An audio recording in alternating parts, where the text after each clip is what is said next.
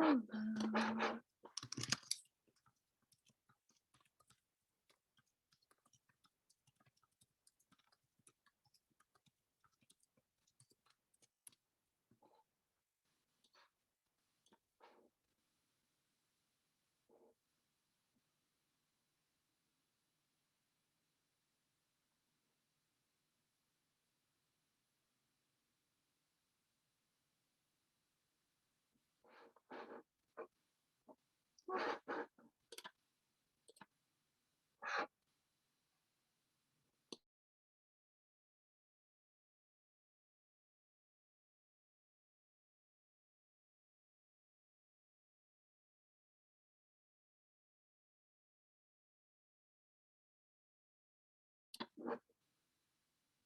Hi, Lex. Hey, Kate. I'll be also a host. Okay. There we go. Hey, Imani. Hello. Hi, how's it going? Good. Hi, Imani. Hi. To see you. How are you? I'm good. I'm good. How are you? Good. Good. Very well, except my computer broke, so I'm on my laptop because my desktop broke. So I'm not sure the light is right here. I'm in a different location. Yeah.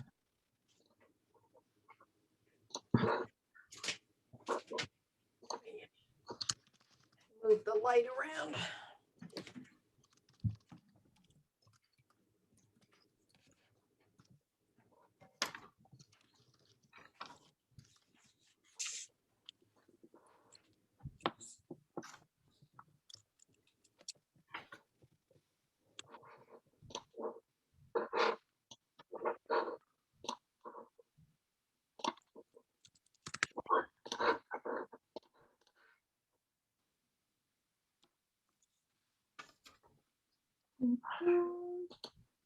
I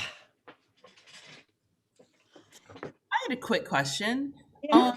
Were we going to show clips of the film? Did that end up happening? We have the clips. You have my same exact question. We have them ready to go, and we just kind of need to figure out that order of that little part.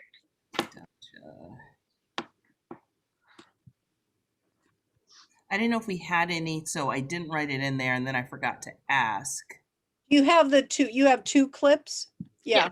So the first clip, if you want to do it, the first clip is just basically PAULI introducing PAULI.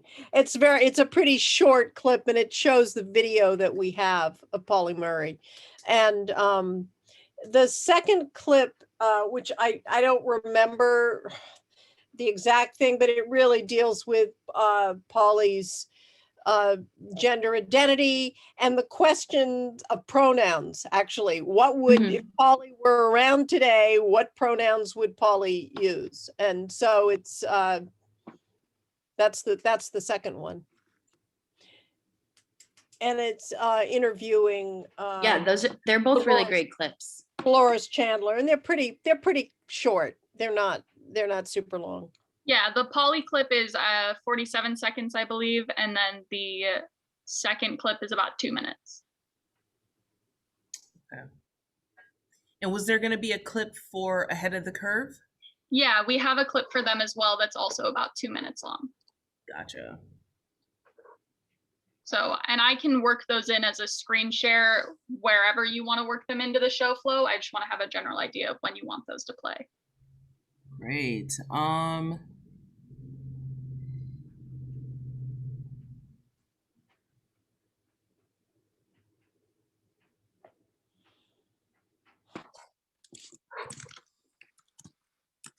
So I wonder if they would be good for framing. So I'm wondering if the best place would be right before we have the panelists intro.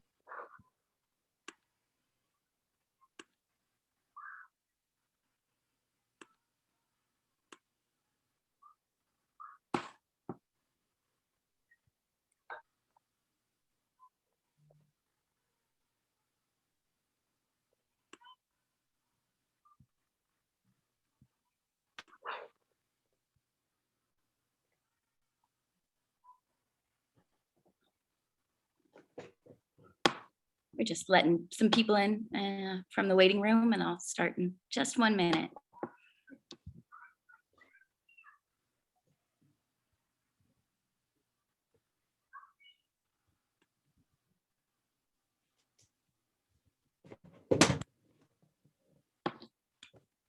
Hello, good morning, afternoon, or evening, depending on from where you're watching. You're tuning into a Sundance Film Festival Beyond Film panel brought to you by the Roxie Theater in San Francisco. My name is Lex Sloan. My pronouns are she, her, hers, and I'm proud to be the executive director here. Although we've been closed for almost a year, we remain committed to sharing great works of art and conversation in this virtual space. The Roxie Theater respectfully acknowledges our cinema is located in Yelamu, also known as San Francisco, on the unceded traditional lands of the Ohlone people. We are grateful to work on this land. At the Roxie, we believe movies do not end with the credits, and we totally miss hanging out in the lobby, smelling like popcorn and talking movies with you all. So today we're making the best of it, and we're here in the Zoom room to hear from the team, moderated by the amazing executive director of the National Center for Lesbian Rights, Imani Rupert-Gordon. Before we jump in, a few housekeeping notes. The first part of the conversation will be a moderated Q&A, and then we'll open it up to your questions, which you can type in the chat. When you registered for this event, you agreed to a code of conduct or a community agreement that we will also post that link to in the chat. And I think, to summarize what we all agreed to, really it's, treat others like you would like to be treated. So thank you all for being here and acknowledging that community agreement. I also want to thank Kate, our amazing Roxie tech, who's behind the scenes, keeping everything running smoothly, and acknowledge that this is a fundraiser for the PAULI Murray Center. So thank you to everyone who donated when they registered. We wanted this conversation to give back. And we'll put the link to learn more about the PAULI Murray Center in the chat. Thank you to the fantastic lineup of panelists today who will introduce themselves in just a moment. Most importantly, thank you all for joining us today. We can't wait to be sharing conversations like these back at the Roxie Theater with you.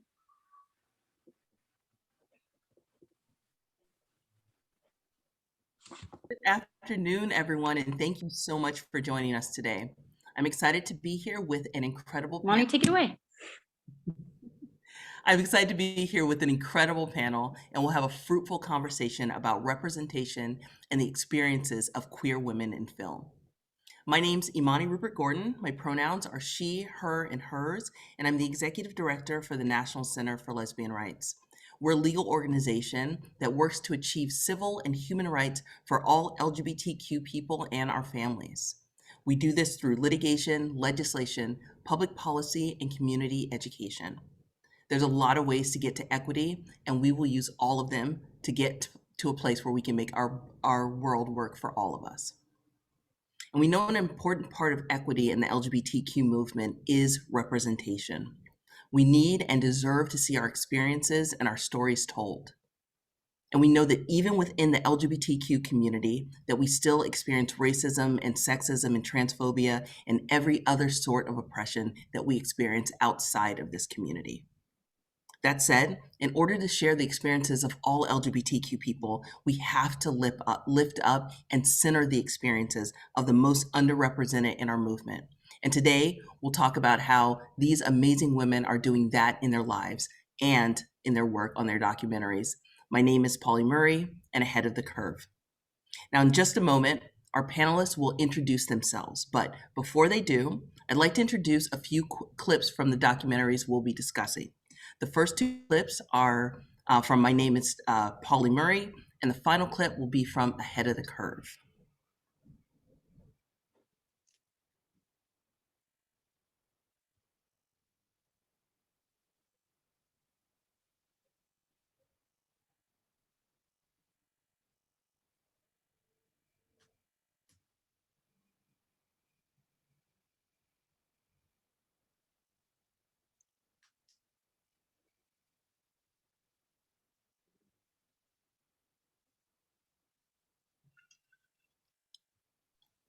I apologize. Just one moment.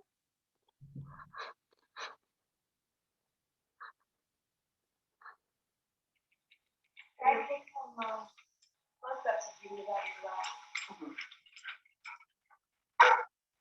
Lie down. Sit down. Lie down. Lie down.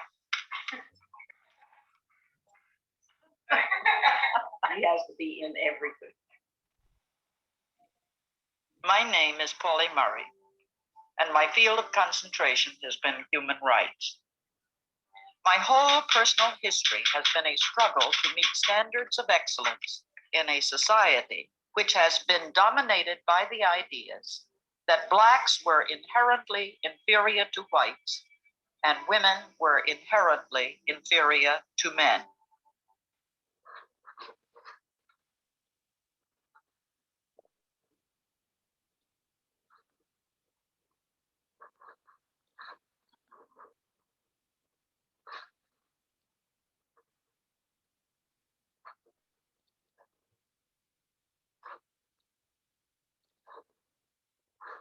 As a trans, gender nonconforming, queer person of mixed race myself, I thought,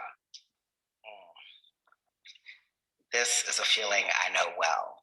We've been taught to believe that people like us don't exist. So when I came to know and learn about PAULI Murray, I was so amazed and wanted to hold it so tightly. And also I was angry. I was so angry that I felt in some ways that I had been robbed of a part of my history. I identify with the turmoil of someone who was trying to live life as a complete being with an integrated body, mind, and spirit. If PAULI Murray were sitting here today and I said, PAULI, what pronouns do you use? I don't know what PAULI Murray would say. Being Black and queer myself, I refer to PAULI as they or simply PAULI to acknowledge their expansive gender experience.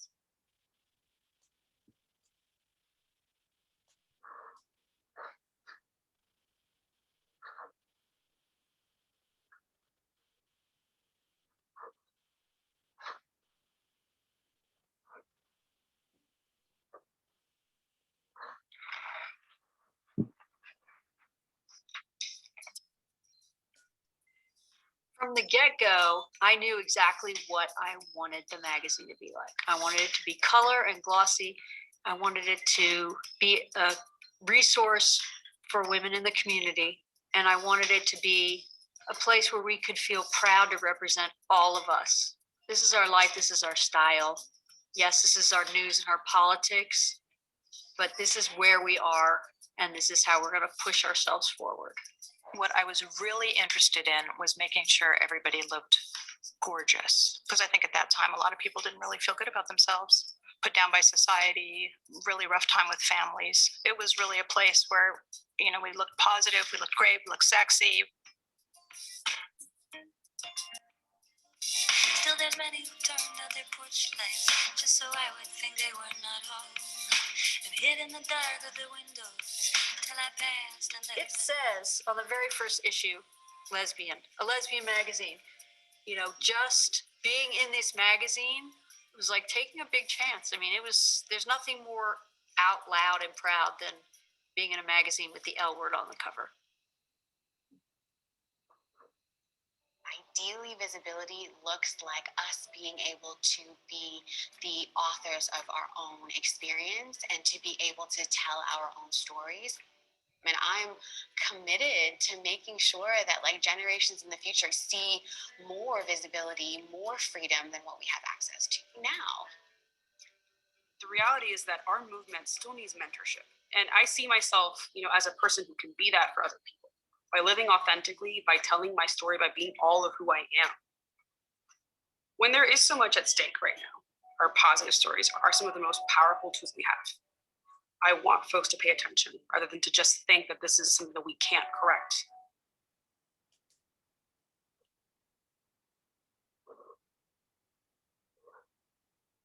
Wonderful. So even though these clips were brief, I feel like they gave us insight into what we'll be discussing today. Now, to get us started, I'd like our panelists to introduce themselves. So if you would, please say your name, your pronouns, and please share a bit about what your work means to you. Kim, let's start with you. Whoops. My name is Kim Catchman. My pronouns are she, her, and hers. I'd say at the center of my work is being a mother, and has really shifted my whole perspective on everything that I've done and everything that I do now. I also consider myself someone who is a human rights educator and consultant. I've been doing that for about 15 years.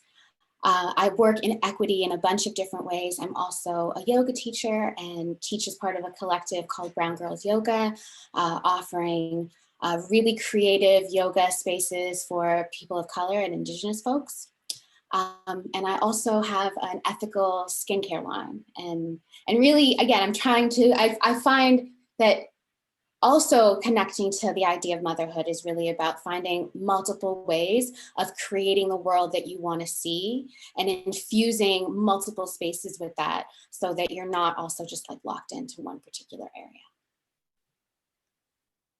Thank you so much. Rivka, you're next. Please introduce yourself. Okay, my name is Rivka Beth Meadow. My pronouns are she, her, and I'm the co-director and producer of Ahead of the Curve. And Kim, I just want to say how much I appreciate you centering your motherhood. I have 2 daughters, and I think about that as a very grounding principle in my film work as well. I'm also a Jewish mother, so I try to feed everybody as much as possible. But really, there's over the past 4 years, I've worked with my good friend, Jen Rainin, director of Ahead of the Curve, to bring this film into being. And I've known Franco for several years and knew, of course, that she started Curve magazine, but it wasn't until Jen started telling me stories about behind the scenes of the magazine, and some of the stories being like very intense, some really wild, some heartbreaking, that I realized Franco's influence on our queer community. So being able to understand her story and really the story of the community around her has really led me into making this film. I think that being able to pour so much of my heart and my energy into this film over the last couple years has been transformative for me. I've been able to explore my own queerness and be able to, bring that forward. So, thanks. Rivka, thank you so much for joining us. Andrea, you're next. Please introduce yourself. Hi, my name is Andrea Pino Silva. My pronouns are she, her, hers, and I'm the impact and community engagement producer at Ahead of the Curve. I would say for me, my work is kind of all wrapped in a commitment to being a student and to being an unapologetic storyteller. And really the passion for being a student comes from my family, my immigrant family, Cuban refugees, who always taught me to listen and to learn from our elders and to never give up who I am in the pursuit of what I dreamed of. And I would say that for me, it's humbling to be in this panel because PAULI Murray is very special to me. I first learned of PAULI when I was a student at the University of North Carolina, where I will be a graduate student and attend classes in a building that is now named after her by the faculty. So for me, it's incredibly humbling to be able to do work in a movement that PAULI was such a big part of. And I think especially within my work in Ahead of the Curve, to be part of a film that understands the power of queer women's voices, not just in front of the camera, but also behind the scenes, because our stories and who we are, they transcend generations. And it's especially important when we're talking about queer women that we talk about our complex lives and being able to talk about how our race, how our family situations, how our employment, how our work and movements is part of the story as well. So I'm really excited to be on this panel and to get to be in conversation with you all. Andrea, thank you so much for joining us. Julie, same question to you. Please say your name, pronouns, and share about what your work means to you. I'm Julie Cohen, pronouns she, her.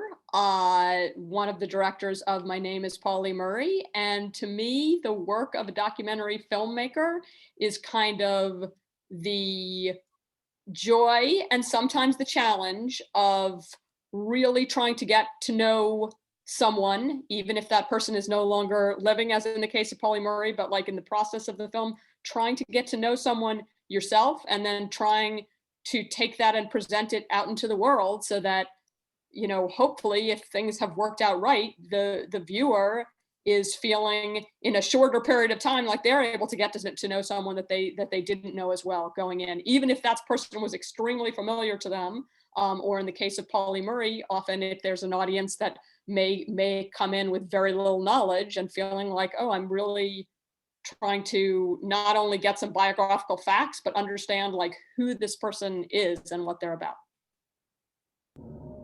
Wonderful. Thank you so much, Julie. And Betsy, the final introduction. Please introduce yourself, Betsy. Yes, I am Betsy West. My pronouns are she, her, and I am the other director of My Name is Pauli Murray. And, you know, I was for many years a broadcast journalist, but I've always thought of myself as a storyteller. I love to tell stories. I love to listen to stories, and I get inspiration from stories.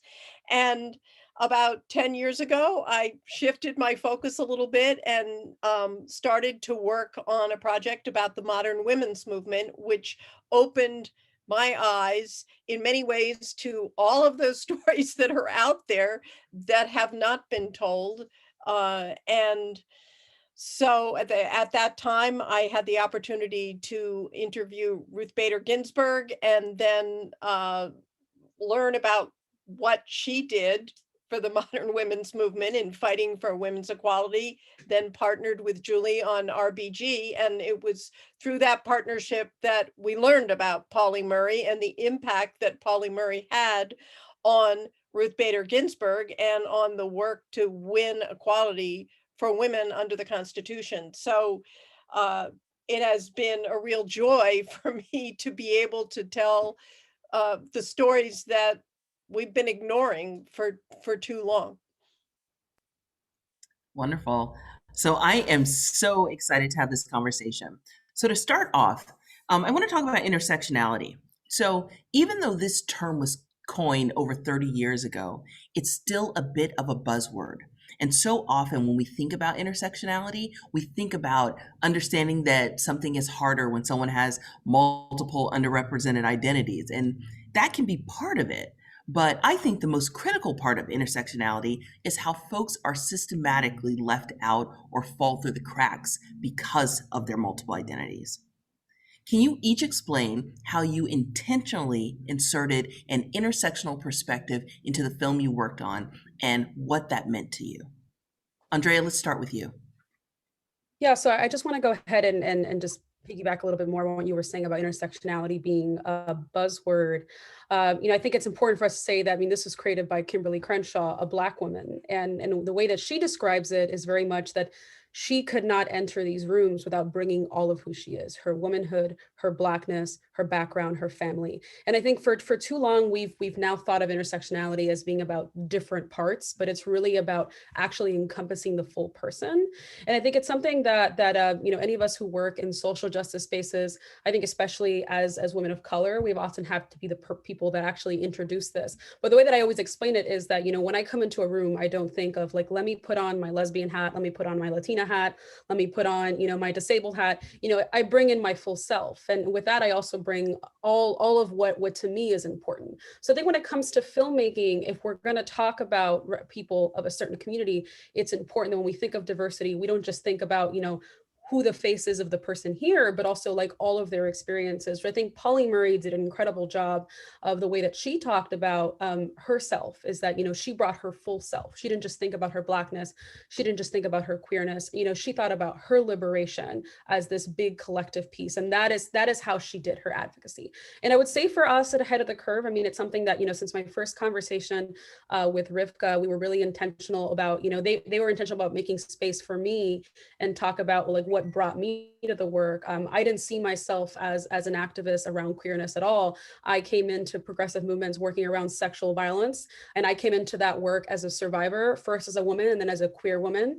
But for a long time in my own advocacy, I didn't really find a space to talk about my queerness, and definitely not my Latinx identity. So I think like what was really refreshing about working with Rivka and Jen was that they were interested in every part of who I was, and how those facets informed the way that I navigated my space around my queerness. And I think it's especially important when you talk about Pauli Murray, because Pauli Murray's journey around queerness was informed by her Blackness. Her struggle for Black liberation is what brought her into the conversation around gender liberation. So I think it's so important for us to talk about, especially when we bring a person like Pauli Murray, is to not be able to divorce those two parts of her journey, because they informed each other. And I would say that I think especially as filmmakers, we want to think about when we bring in people of diverse identities to make sure that there's space to be able to talk about all the different facets of who they are and how they inform their work. Andrea, thank you so much. I appreciate that. Rivka, same question to you. How did you intentionally insert an intersectional perspective in Ahead of the Curve? Thanks, Imani. I love this question because I think we're definitely still having that conversation around like what building understanding around intersectionality means and how it operates in so many of our communities. So in Ahead of the Curve, we're telling a story of a woman whose whole mission was to lift up and connect her community and represent as many different kinds of lesbians as she could, right? So we wanted to follow that as we were making the film as well. And we feature Denise Froman, who's a poet, and I love the way she talks about her identity. She talks about her queerness as what her womanhood looks like on her. It encompasses her gender presentation and also who she's with, right? So really like thinking about that, she's also a Latinx woman, and she brings, like Andrea's saying, all of herself into the room in any given room. So we wanted to take that idea of representing as many different people's perspectives as a blueprint, like Franco did in her magazine. Also, we followed a lot of the ways that Franco created the magazine, Franco and her crew.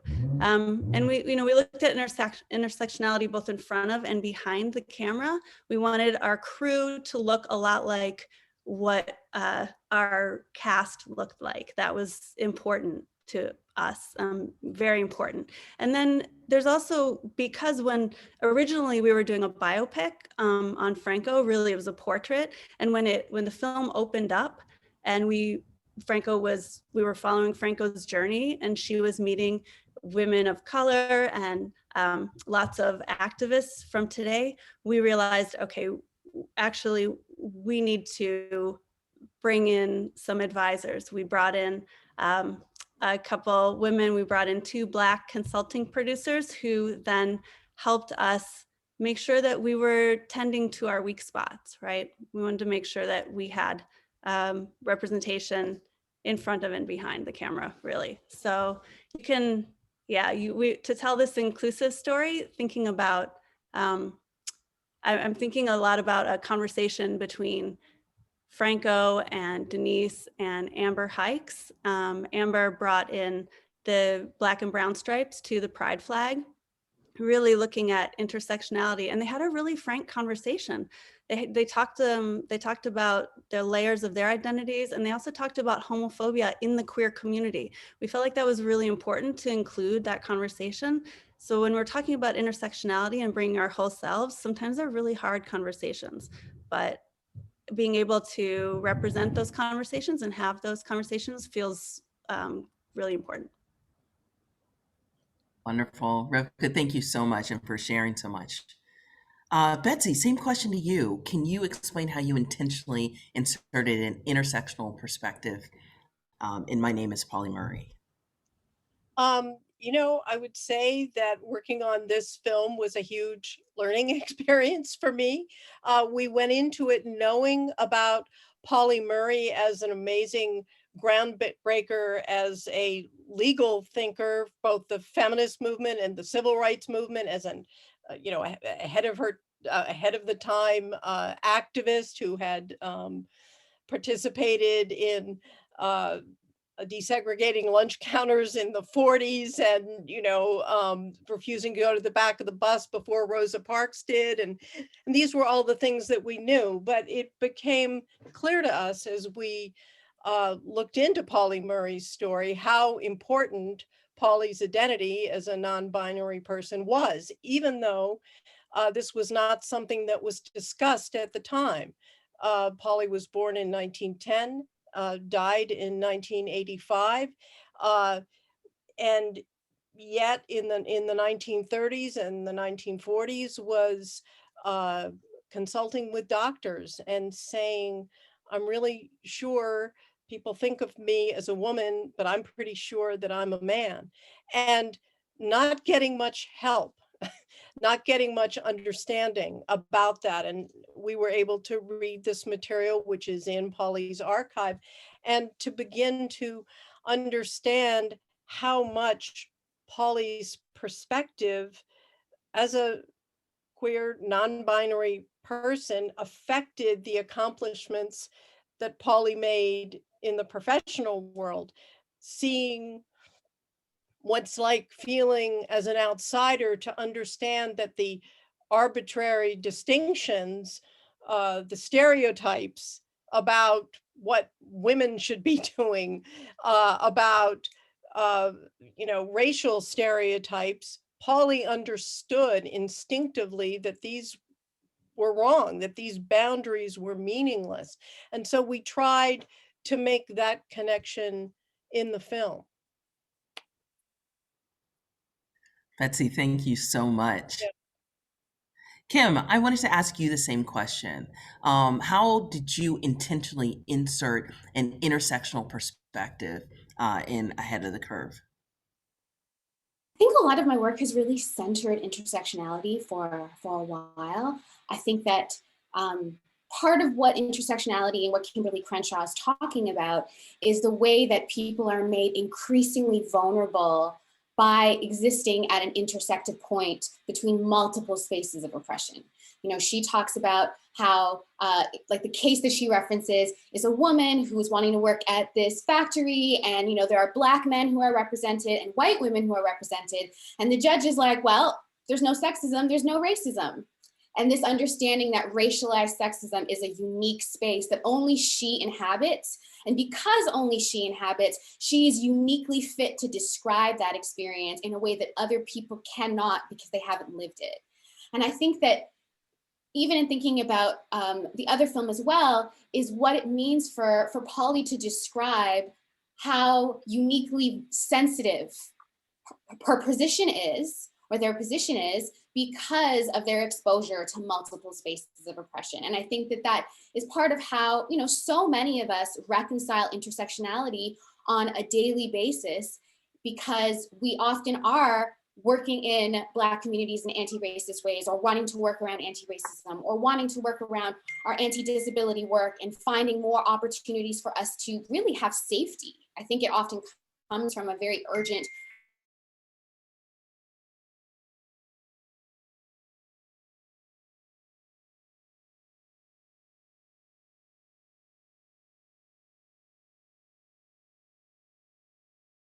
express to each other that we have a good character. Like, that's what people are really trying to say. Like, don't abandon me, or don't dismiss me, because I'm still a good person in here somewhere.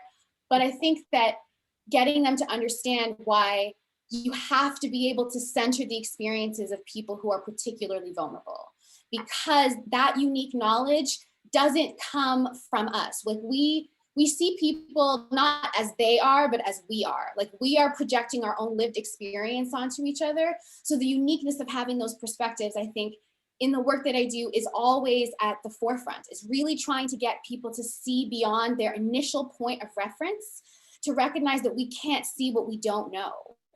And so I really like to work in ways that are very connective around that kind of perspective, and also illuminate that for other people. For many years, I hosted this panel at a high school as part of an LGBT conference, where I would bring together people who are LGBT, all of different faiths. and they could all talk about their own unique experiences. And for so many people, they were like, faith and like, how do we even reconcile this? But watching this process of understanding that it's in the talking about it, in the doing, that's where the reconciling comes. You know, a problem that we can't talk about is one that we can't do anything about. And I think that Ahead of the Curve is really fundamentally about that. It's like, how do we keep talking about it, creating frames of reference for this, and ensuring that we're really reflecting the perspectives of people who are uniquely vulnerable and uniquely fit to tell their story. Wow, thank you so much. And I appreciate all the knowledge that Agnès Nin, the explaining Kimberly Crenshaw's where intersectionality came from. Just a lot of things. Thank you so much, Kim, for sharing all of that. And so finally, we are going to go to Julie. Same question. Can you explain how you intentionally inserted an intersectional perspective into My Name is Pauli Murray? Yeah, I mean, in some ways, and just moving from what Kim just said about centering the experiences of those with unique vulnerabilities, you know, it's a hurdle, maybe an insurmountable hurdle at some point for me to say that I'm inserting an intersectional perspective when I'm a white person. And I think and in the case of telling Pauli's story, also a cisgender person. And I think sometimes it's the question, you know, from that side of trying to listen to the words spoken, you know, from our character and from the members of our team who are coming more from that perspective of with more vulnerabilities. And even in the sort of painful sense, which I think sometimes we're less accustomed to doing, of like thinking to yourself, like, maybe I'm the problem. Like if we're all looking at, you know, how we put together a part of Pauli's experience in a certain way, and you know, the white directors are seeing something differently than our Black producer and editor are, rather than thinking like, oh, are they thinking that way because they're Black? Or is it like, no, we're not seeing, there's actually a piece of this story here that we're not quite seeing or feeling, and that's like, we need to see it, you know, we need to see this a little bit differently. It's just the question of sort of stepping away from the feeling of like, oh, my perspective is kind of like the central point perspective, and everyone else's, like, you know, are in a different direction, and just seeing like maybe I'm missing some of the picture. I remember being, you know, when I was in college taking feminist philosophy classes, they would always talk about like those in positions of unique vulnerability, you know, people of color, but women also having like understanding, because you're kind of standing under looking at the world and sort of realizing the ways in which oneself might be completely missing whole shades of human experience is maybe not an easy thing to do, but I think it's maybe part of the process of opening up for some for a broader perspective and an intersectional perspective. Wonderful. Julie, thank you so much. And that is an important thing to name, that sometimes we're not able to see something when we're talking about a community where we might have privilege and someone else doesn't. Thank you so much for naming that. So for this next section, I wanted to get into representation. And this is complicated because even with our best intentions, when we take the time to explore it, we often find something we weren't expecting or something that we left out. I'd love to hear about your process in navigating and honoring representation in the documentary that you worked with. So Julie, I want to start with you. Could you tell me, knowing that representation was of critical importance in your work as a storyteller, what gap were you trying to fill, or what did you want to see represented as you took part in creating My Name is Pauli Murray? So many things, because there are so many layers to Pauli's story. I think, you know, but I kind of feel like the biggest piece of Pauli's experience that we wanted represented was the opening up and the joy. Like, I think often when you're talking about the story of someone who's the world has been battling against them in so many ways because of, on the outside, because of race and gender, also because of the gender non-conforming and the, relationship with a woman that were not public parts of Pauli's persona. There's a desire to see this as all struggle and all victim. And what we wanted to represent in Pauli's story was the wisdom, the strength, and the joy and the humor and fun that were part of who Pauli Murray was, that actually encompasses spirituality, which was so important to Pauli. Having a story that tells you what someone is up against throughout life, that doesn't make it seem like they're being pounded down, but actually that what it takes and what kind of spirit and resilience and joy to kind of be, feeling a lot of love and joy throughout life, as Pauli actually did, despite a lot of struggling. Like that was the thing we were trying to represent about this person. Wonderful. Yeah.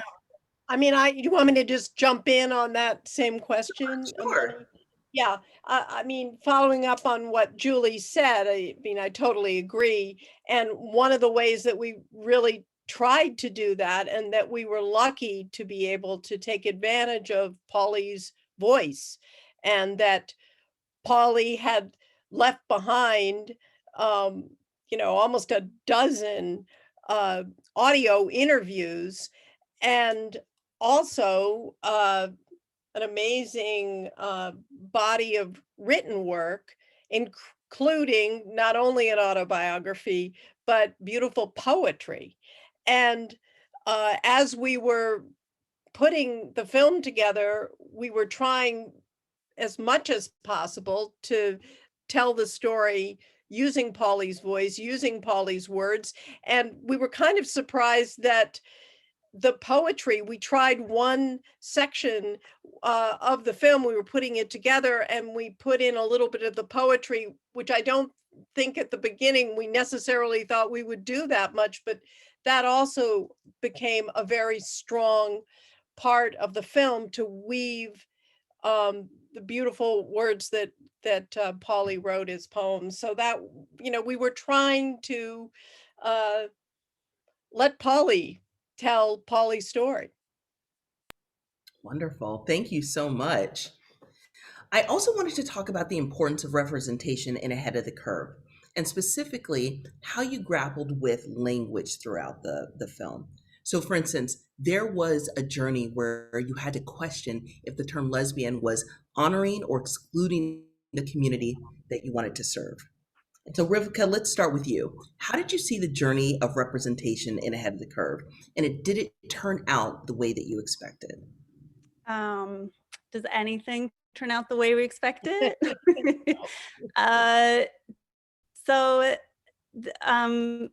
is a film that really tackles the idea of representation head on, right? We're talking about a woman who made a magazine that represented a community, and that reflected back both to the community and to the mainstream, this community, right?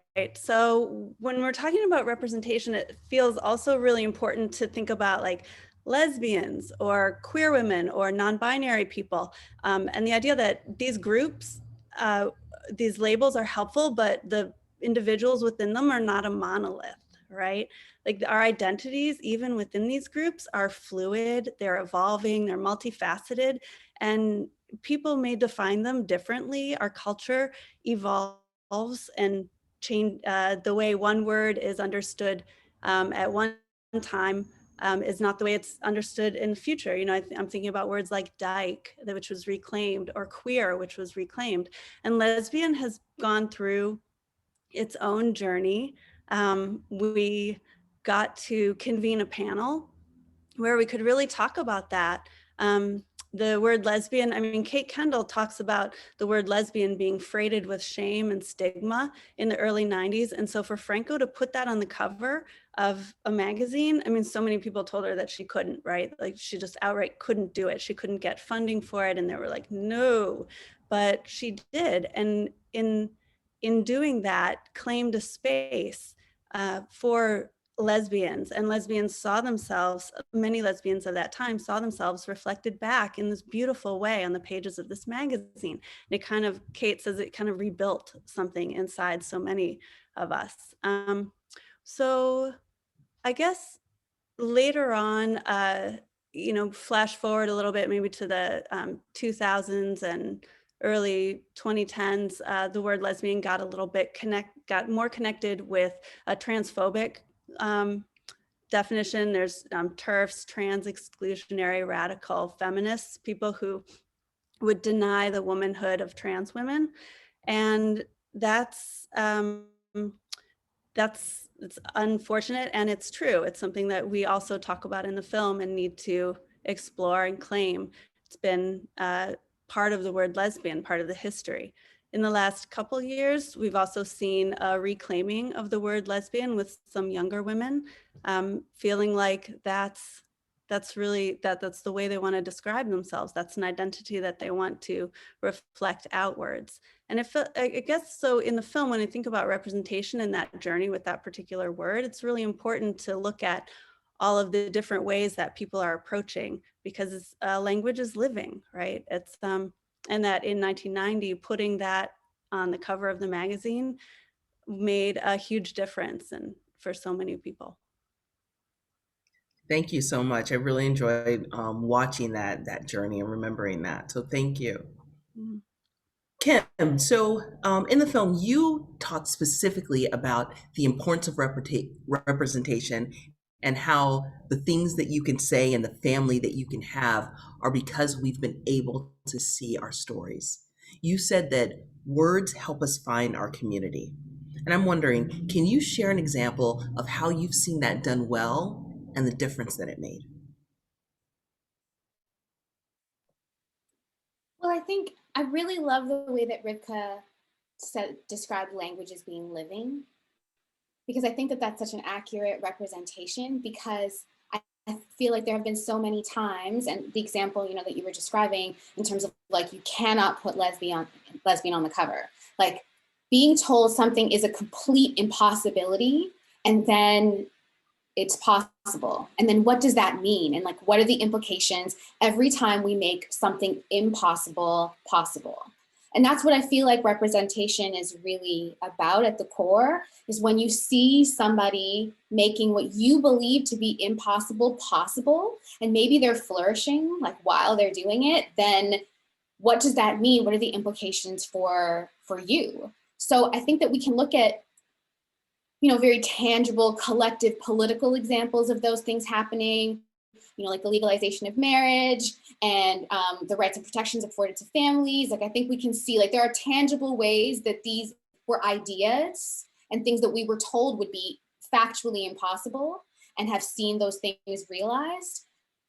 And at the same time, I think that just for younger people to see like real live examples of like living, breathing representations maybe does more for how people get out of bed every single day.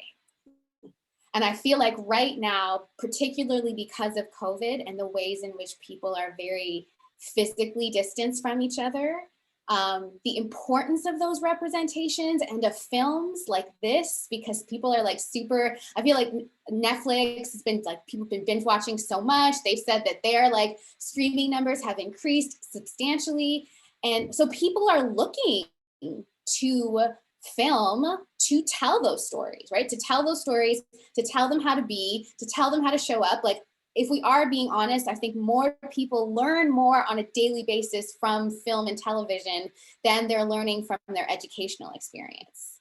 So as much as we can look at the tangible, I'm really just the existence of films like these films, what they will mean in, you know, like 15, 25 years when like young LGBT folks discover it and know like we were here, and it maybe looks different from the way that you're showing up, but you're not an anomaly. Like, people are looking for authentic attachment, the ability to say, this is who I am and this is okay, or like, I love myself as I am, and then to find people who also really, I was gonna curse, hold on, who really like appreciate them, you know, deeply as they are. And that's part of what representation signals, that there's a possibility, like you can create a life of your own making. And there are people out there who will connect with you in your authenticity. I love that. Thank you so much, Kim. Andrea, in the film, you said something that really stood out to me, and I remembered it long after I saw the film. And you said that our movement still needs mentorship, and that stayed with me. I'd like to dig into that a bit more. How did you see the storytelling of Ahead of the Curve contribute to that collective mentorship that our movement so desperately needs? Yeah, and I want to follow up a little bit on what even led to that comment. You know, being in conversation with Franco, Rivka, and Jen, what I said was that when I was coming to terms with, you know, how I identified with my own queerness, my community were authors. It was people like Audre Lorde and PAULI Murray, you know, and Anzaldúa. It was these theorists, these women of color who were my community. And I think a lot of it was because, you know, not only was I in, you know, Amendment 1, which was our anti-marriage amendment era, North Carolina, you know, but it was shortly after Don't Ask, Don't Tell, you know, was repealed, but yet there was all this violence happening in terms of attacking visible queerness. You know, it looked like we were going forward, but then going, you know, a million steps back. It wasn't exactly a great time to be queer. So I would say for me, like my community was writers. My community was these women who had been building a movement that's, I mean, a world that still hasn't been actualized yet. So I would say, you know, when it comes to mentorship, you know, the way that I see it, it's not just, you know, people in our communities directly, but also how our movement looks like. You know, young queer women of color need to see themselves, not just in film, but also in leadership. We need to see that a world is possible in which we can be authentically ourselves. So I would say one of the most powerful parts about Ahead of the Curve has been the commitment to centering queer women of color succeeding, right? That it's not just our trauma and our sadness that is a part of the story, but rather that our journey goes beyond our coming out. I think so much representation is about that coming out process and how being closeted limits our work. But I think what's so beautiful about Ahead of the Curve is that you see these queer women being their full selves, and not only are they okay, they're thriving, right? And I think that what that would have meant for me as a young person is that I wouldn't have felt quite as afraid to come forward. And I want to be very clear that what I mean by that, by the being afraid of coming out, I don't just mean to my Catholic family. I mean, even in our workplaces, in our movement spaces. A lot of my work was around sexual and domestic violence. And for me to be out as a queer woman meant antagonizing men, antagonizing people who wanted to center the feeling and security of men. It was very controversial for me to be a queer woman and for me to be a survivor of sexual assault. So when we think of mentorship, it's not just in the queer community, but across our progressive movements, is making sure that when people come out and they want to live their queerness, they're not only okay, like their jobs are okay, their careers are okay, and there's opportunities for them. So I think that's the way that I see a world in which queerness and mentorship is something that is plentiful, right? So that goes across our movements. And I would say that I think, again, like the power of being able to center stories, happy stories that aren't just about our trauma, is it allows people the opportunity to think that that other world is possible, because we're not there yet, right? We're not there in a world in which it's that everything is perfect when you come out. But I think that telling those stories of those of us that are able to succeed, you know, not in spite of, but because of our queerness, you know, our queerness being what actually allows us to be better activists, better attorneys, better scholars, better people. It's a world in which young people can join us and grow our community. I love that so much. Thank you so much, Andrea. I really appreciate it. So for this last section, I want to ask, so what doesn't always get portrayed is the historical context that exists while we're living our lives, and then so too when our stories are retold. I'd like you to give us a bit of what was going on in the background that might provide some more insight into the direction or telling of the story that you were part of. Let's start with Betsy. So Pauli Murray's work was an inspiration to folks like Thurgood Marshall in Brown versus Board of Education and Justice Ginsburg in her first argument against to the Supreme Court when she argued that sex discrimination violated the Equal Protection Clause, which is a really big deal. However, when Murray's story is told, it's often done in a way that ignores a more nuanced understanding of gender and the intersection of race and gender. How did you attempt to provide that context in the film? Yeah, I mean, you're absolutely right. Pauli Murray lived in a time before an understanding of intersectionality, and yet it was Pauli Murray who came up with the idea of Jane Crow, what Pauli called Jane Crow. There she is, a star student at Howard Law School, and her professors are demeaning her and asking, why do women bother come to law school? And as someone who had been very involved in the civil rights movement, Pauli was stunned. Pauli had been raised by a very powerful and supportive aunt, and a family of strong women, and just kind of couldn't believe this, and came to understand that as a Black woman, it was a double whammy for her.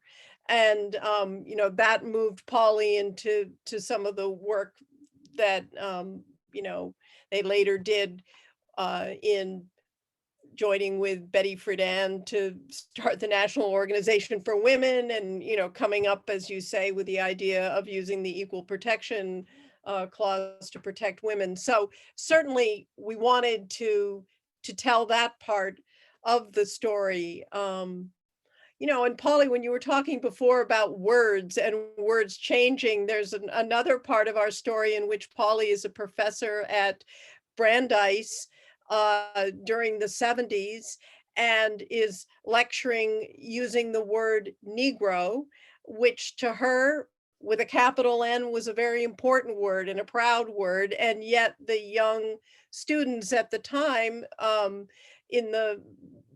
really felt that the word should be Black, and it was Black Power movement. And there was a little bit of a tussle between Pauli and the students over the use of words, but they eventually overcame that. And there was a very close relationship between Pauli and her students, who came to understand the resource that Pauli was. Betsy, thank you so much. I loved hearing more about that. Rivka, something I really enjoyed in Ahead of the Curve was hearing the juxtaposition between the needs and expectations of young queer folks in the early days of Curve or Denuve, and the more current representation of young folks.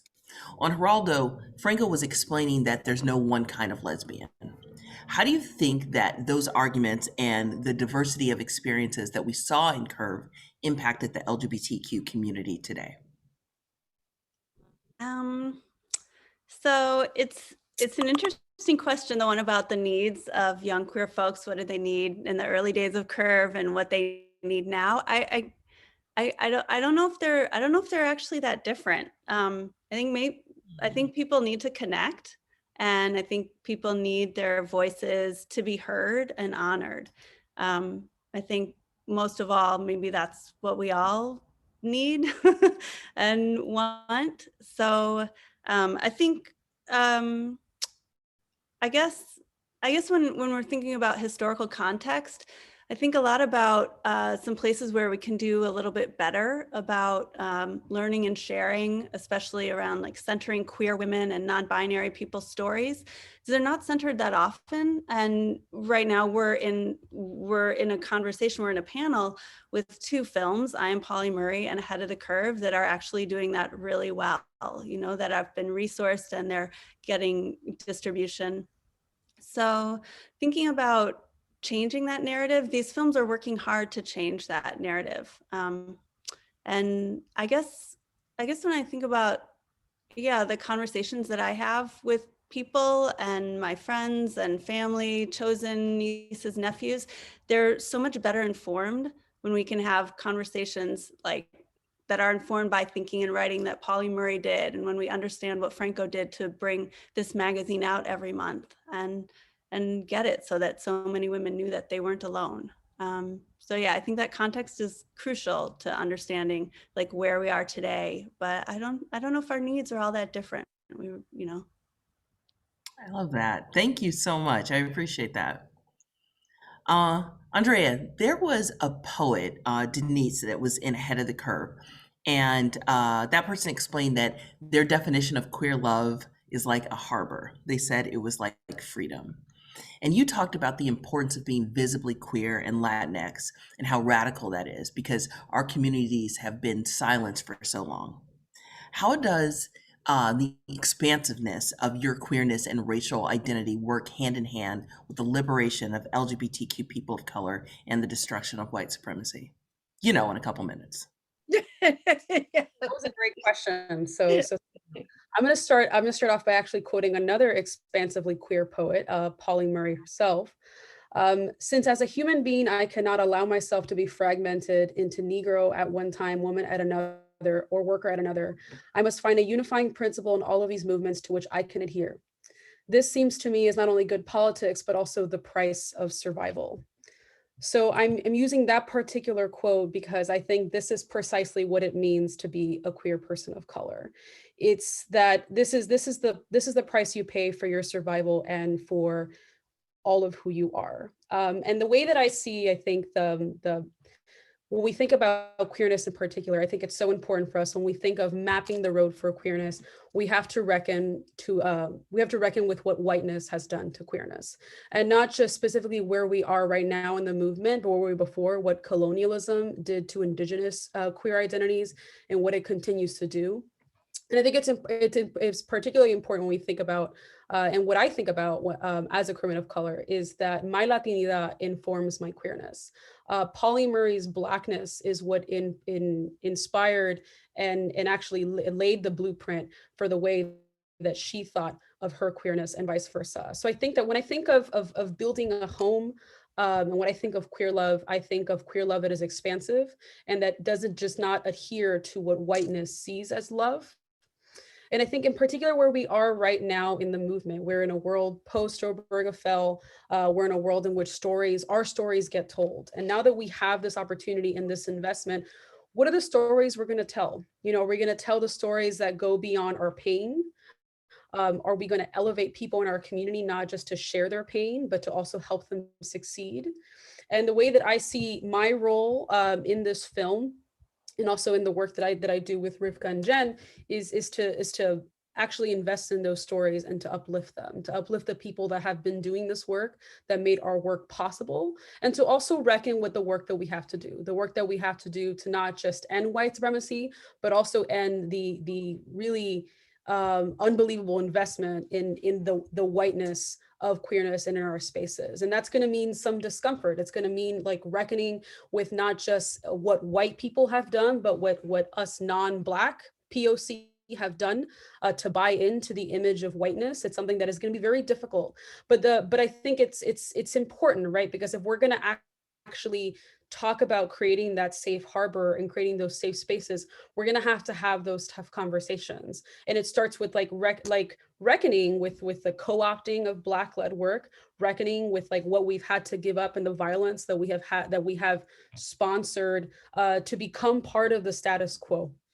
But I think that we've done this before, right? And I think it's what gives me hope is being in conversation with people, people like everyone here, people who really have an investment to do the hard work and actually create that world that Pauli knew was possible, that we have now taken on that work. Because I think it's especially, and I see this as for me especially important, right? Because I think of like what my role is even as a student at the University of North Carolina, as a queer person, like what is the work that I am doing? And like I am doing the work for fellow queer people of color, in which that we can be our full selves and not have to lose part of ourselves, like in which a person that's 10 years younger than me doesn't have to make herself pass off more as straight or more as white, and actually be her authentic self. And that is the home that I seek to be building.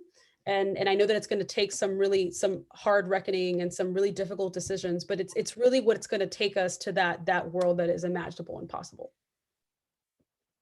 Andrea, thank you so much. I appreciate it. We are at time, but I did want to try to just get to our last two panelists. So if you could just answer briefly, Julie, when Pauli Murray was unable to apply to Harvard because they would only accept cisgender men, Murray wrote to them, "I would gladly change my sex to meet your requirements, but since the way to such change has not been revealed to me, I have no recourse but to appeal to you to change your minds." Can you provide some historical context to what you think that that Murray meant in that quote? Yeah, I actually think, of course, those who understand Pauli's full story and that know by the time Pauli was making that application for a master's degree at Harvard Law School, that Pauli had already been very much in touch with doctors asking, can I get testosterone? Would there be possible to do something physically because I do feel male? But I think Pauli was being more kind of like intellectually mischievous with that letter, saying to the powers that be at Harvard, where Pauli at this point was not only applying. Had Pauli been recognized as male, Pauli would have been in, because there was an arrangement between Howard and Harvard that the top graduating student of Howard Law School every year got a fellowship to go to Harvard to get a master's. It just happened every year. Pauli was in that slot. So it was just, it would have been a no-brainer. And so I think that, increased the anger when it's not only like, it's just like, we're not even gonna consider you. I mean, even Harvard said this in an extremely cheeky way, like, the picture with your application and the name in your salutation suggests that you are not of the sex that belongs at Harvard Law School. It was a real push down. And I think the letter, which was almost like legalistic, like, well, were the means available to me to change my sex, gladly I would do that, but seeing as how that is not possible at this time, like, I think Pauli, seen as a woman, knowing something else, deep in the soul, was actually pretty cleverly taking a jab at the big shots at Harvard Law School with that quote. I thought so too. Thanks so much. And Kim, the final word is yours. Kim, if someone watched Ahead of the Curve 50 years from now or 100 years from now, what is a dynamic that exists that won't exist in the future? What is revolutionary now, and why shouldn't it be? I think it's so important to be presently thinking about the future in everything that we're doing, because so much of the legacy that we're leaving is not necessarily going to be experienced by us. And I think especially as a parent, I think so much of that who knows what the length of life will have extended to in the future. Who knows if people will be living for a century or more. And so we'll actually get to witness in very real time just the rapidness with which change happens. I think even like, it was something it's about 100 years between the creation of the telephone and the cell phone. And then between the cell phone and the smartphone was like 15 years, So there is, I think it's called Moore's Law, that there is an observation that we see around human behavior and development, that something might take us a long time to get initially, but once we've built those pathways, then very quickly, like, growth happens. So I think that we won't, so much of the revolutionary stance around the way that we talk about ourselves, the different ways of people identifying, I don't imagine will exist in the future.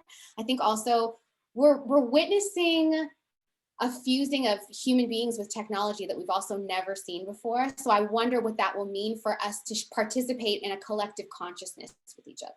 and what that will mean for what we share with each other and how stories will be told. I do think that the one thing will be continuous is that we will keep telling stories. This is how we learn as humans. This is how we pass on the things that are significant and important to us. And what I would imagine is that the stories will have grown in their breadth and in their ability to uplift further generations, not just to characterize the challenges that we've lived through, but to allow us to ascend to heights that we haven't seen before. That is beautiful and a wonderful final thought. Thank you so much to all of our amazing panelists and for all of you for being here. It's an honor to have all of you. Thank you, Kim, Rivka, Julie, Betsy, and Andrea. I know that we went over a little bit of time, and I'm so sorry about that. But such a pleasure having all of you, and I hope you have a wonderful day. Thank you so much, Imani, everybody. It's nice to see you.